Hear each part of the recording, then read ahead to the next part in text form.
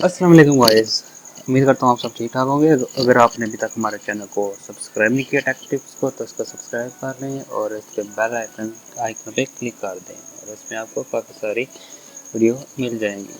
तो आज की वीडियो में आपको बताऊंगा कि आप Camtasia में अपनी जो वीडियो होगी इस पे जो नॉइस होगी उसको कैसे रिमूव करेंगे। तो सबसे पहले जो आपने जो वीडियो होगी उसको इंपोर्ट करना है। उसके बाद